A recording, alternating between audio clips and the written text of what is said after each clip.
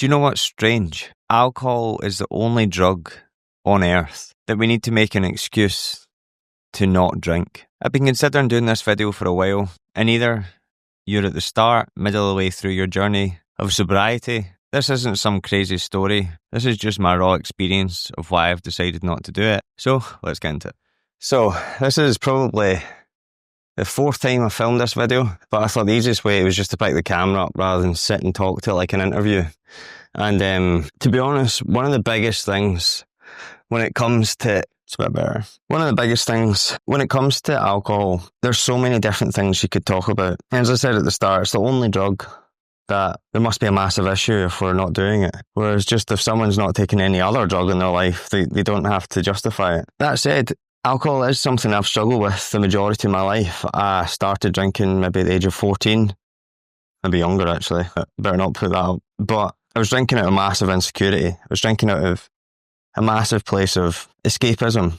And I think that's a big thing to realise about yourself if that's what you do. And I don't want this to be a video, like I've seen a lot of other videos and they talk about how alcohol's like this majorly toxic thing. And I do think that overall in the industry, I do think it is probably pretty toxic because there's probably more bad that happens than good, I would say. But I would also say there are certain people that can just manage it well. And I felt as if I was for the last couple of years. It seems strange that I'm talking about this considering I've actually got a better relationship with alcohol now than I probably did the last few years. But that's kind of why I'm making this video. All these different videos that you see is like, you should stop drinking alcohol now. You do what you want. You do what is on you. I've been thinking about this for a while. It's only after being here in Spain myself and after kind of normalising a couple of beers in the evenings several times a week, it became a habit. It didn't become a nice wee thing to do. And okay, yeah, it's only a couple of beers or whatever, but you could say, and I convinced myself of this as well, like, oh, you're not binge drinking. And that's true. But I know if I was binge drinking, that'd be a different story. We're good at telling ourselves wee stories. And I told myself a story that it's fine, it doesn't affect my energy. But I couldn't tell you the last time I really smashed a workout. And I just look at all these little things. And for me, if I can start to feel like I'm genuinely in my prime in my 30s, they say about your 30s being in your prime, whether people think maybe they're 21 and they're in their prime, I certainly didn't feel it when I was 21 because I was out drinking all the time. I was at uni.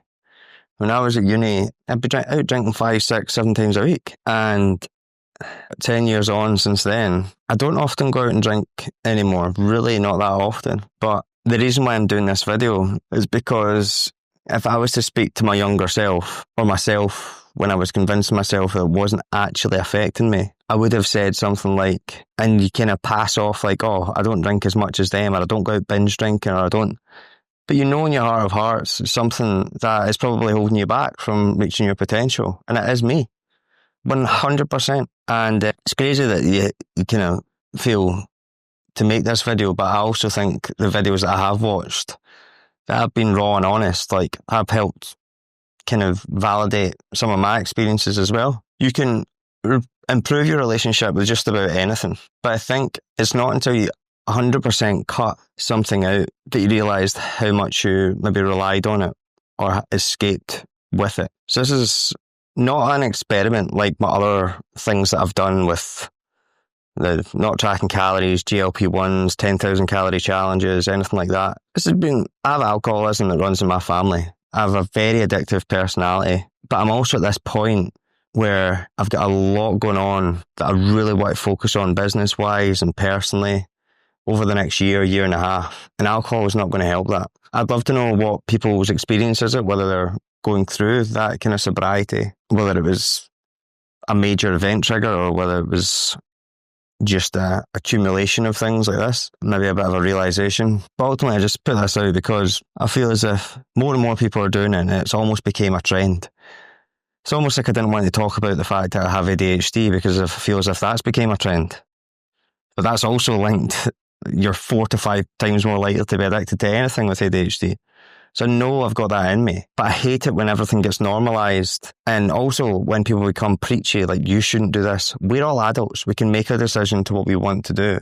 I'm sharing my experience. And if you want to hear more about my experience, then I will be sharing it on here. We're sharing it on my Instagram story as well. This is the first video I've done on it. I've done videos in the past about how to balance it into your life. And if you're maybe not at this stage where you're giving it up, you just want to balance it in, I'll pop a video here. But also, I've done, 2 years ago, I done an ayahuasca retreat, which highlighted a lot of stuff. And if you're interested in that sort of stuff, I'll link that up as well. I'd love to know your experience. This is day 3 of, I don't know, maybe forever. So, yeah, if you're interested in this sort of stuff, stick around. We'll see you in the next one. Bye-bye.